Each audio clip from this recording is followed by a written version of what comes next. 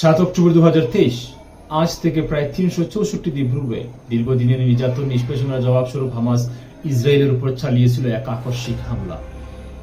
হামাসের আকস্মিক সেই হামলায় ইসরায়েল কার্যত পঙ্গু হয়ে পড়ে। হাজার হাজার রকেটের বর্ষণ, সীমান্তে প্রবল হামলায় শত শত ইসরায়েলি নিহত হয়। বেসামরিক এবং সামরিক স্থাপনা ধ্বংসস্তূপে পরিণত হয়। শহরগুলোতে বিশৃঙ্খলা এবং আতঙ্ক ছড়িয়ে পড়ে।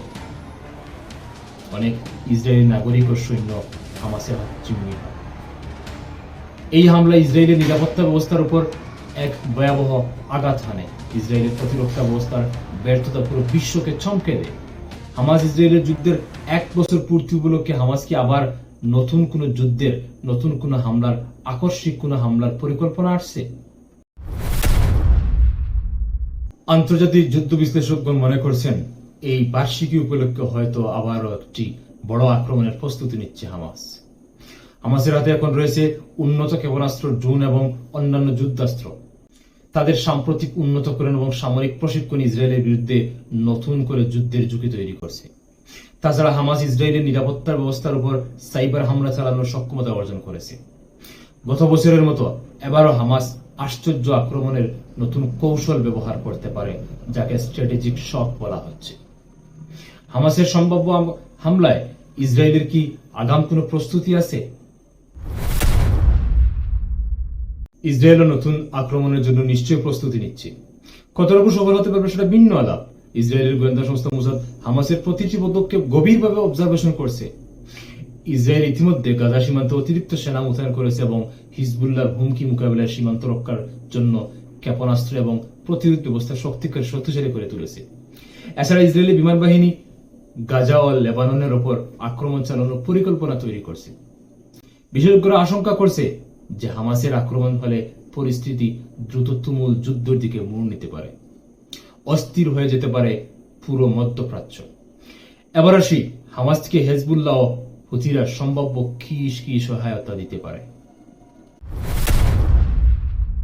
ইসরায়েলের সাথে সংঘাতে হামাস একা নয়। হিজবুল্লাহ হুথি বিদ্রোহীরা ইতিমধ্যে হামাসের হয়ে ইসরায়েলের উপর কয়েকবার আক্রমণ চালিয়েছে, যা ইসরায়েলের বিরুদ্ধে যৌথ হামলা চালানোর সম্ভাবনাকে প্রবল করে তুলেছে।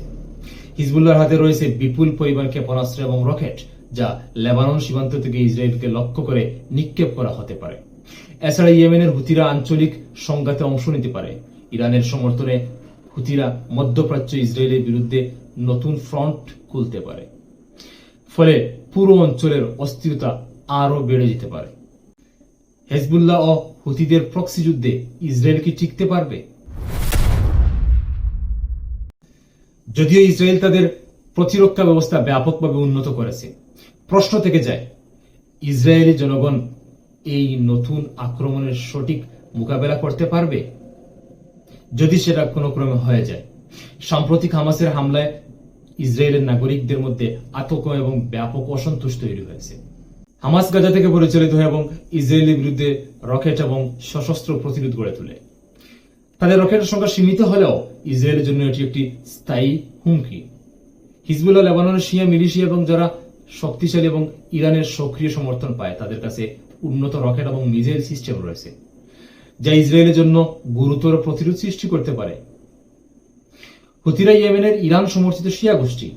তারা সরাসরি ইসরায়েলের সাথে যুদ্ধ জড়িত না হলেও প্রক্সি হিসেবে ইরানের প্রভাবকে বাড়াতে পারে এবং মিসাইল দিয়ে দূর থেকে হুমকি সৃষ্টি করতে পারে। ইসরায়েলের সামরিক সক্ষমতা অনেক বেশি শক্তিশালী হলেও একসাথে 3টি ফ্রন্টের সাথে লড়াই করতে হলে কৌশলগত সমস্যা দেখা দিতে পারে। বিশেষ করে হিজবুল্লাহ রকেট হামলা ইসরায়েলের উত্তরাঞ্চলে বড় ক্ষতি করতে পারে। তাছাড়া যদি ইরান তাদের প্রত্যক্ষভাবে সমর্থন করে, তবে যুদ্ধের মাত্রা আরো বেড়ে যেতে পারে। ইসরায়েলের আয়রন ডোম প্রতিরক্ষা ব্যবস্থা রকেট আক্রমণ ঠেকাতে সক্ষম হলেও দীর্ঘমেয়াদী যুদ্ধে ইসরায়েলের অর্থনৈতিক এবং সামরিক সম্পদ নিঃশেষ হয়ে যেতে পারে।